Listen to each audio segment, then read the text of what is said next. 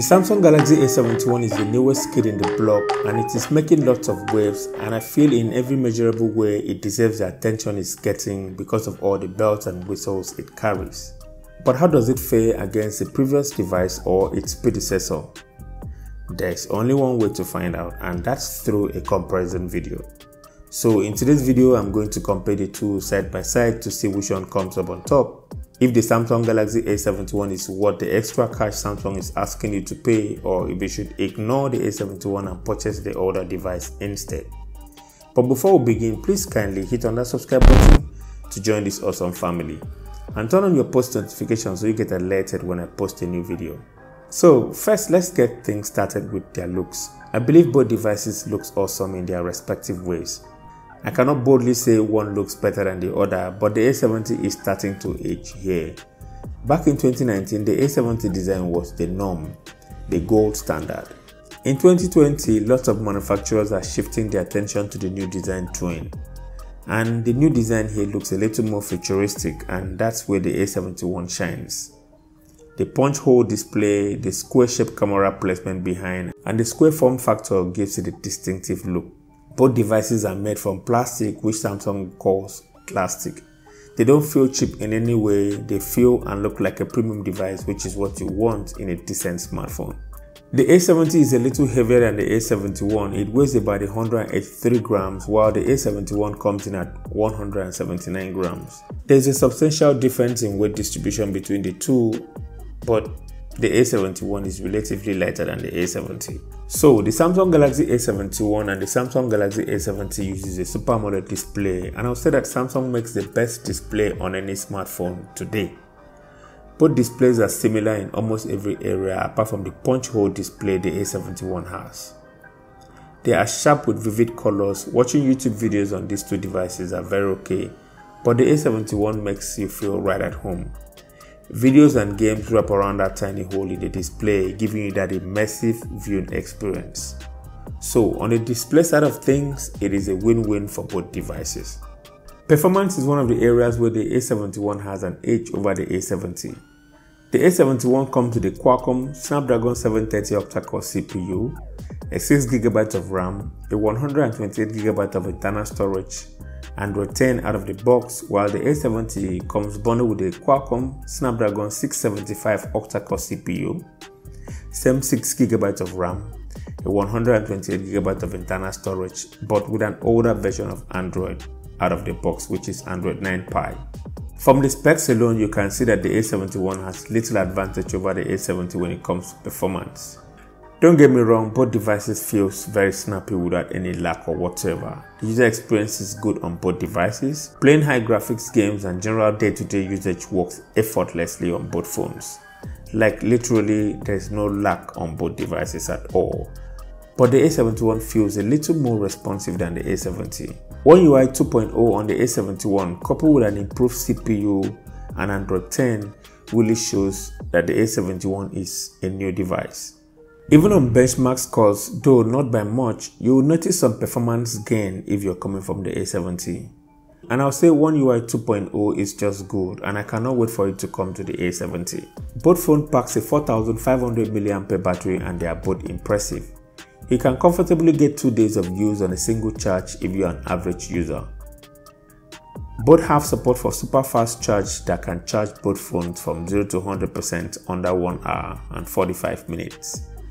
Both devices work an in-display fingerprint scanner, though they are not as fast as the physical fingerprint scanner you find on most devices, but it gets the job done.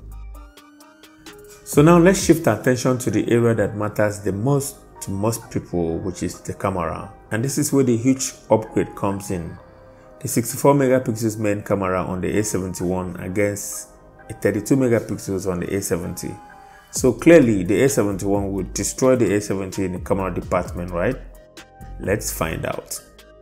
The A71 packs a 4 camera behind, which is a 64 megapixels main sensor, a 12 megapixels ultra-wide sensor, a 5 megapixels depth sensor, and another 5 megapixels macro camera, while the A70 has just 3, which is a 32 megapixels main camera, an 8 megapixels ultra-wide camera, and a 5 megapixels depth sensor.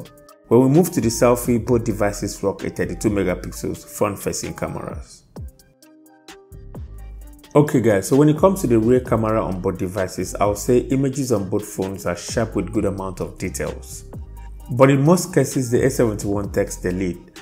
Not only was he able to capture more details than the A70, but high dynamic range is also better than that of the A70, and colors are a bit better with the A71.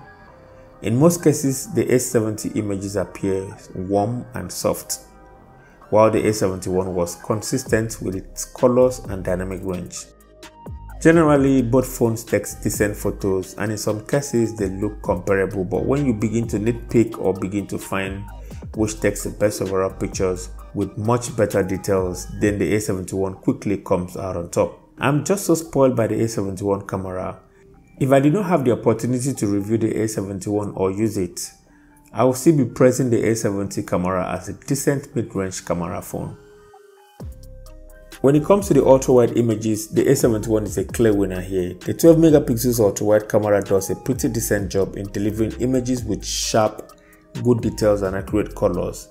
Dynamic range is much better with the A71, and in every measurable way, the A71 destroys the A70 when it comes to the ultra-wide images. Portrait shots on both phones appear decent, but the A71 is a tad ahead when it comes to dynamic range and how it can separate the background and keep the subject in focus without any distortion around the edges. Another great advantage the A71 has over the A70 is in night mode. The A70 lacks night mode, and I'll say night mode on the A71 is pretty decent and is something I want to see in mid-range devices going forward in 2020.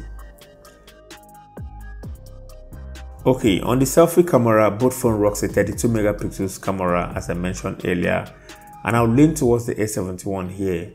Images on both devices are very okay. It is sharp with plenty of details, but the A70 images added some warm tone to some of its images, especially indoor photos, and in some cases the image appears flat and uninspiring, especially when you compare it to a decent performer like the A71.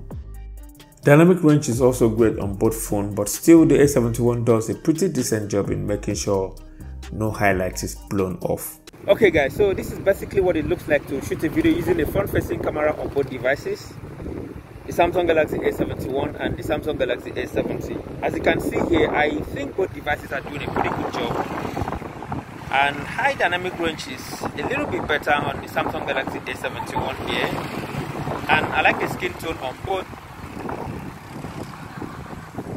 Do let me know which one you prefer in the comment section below, because I think I like both, yeah.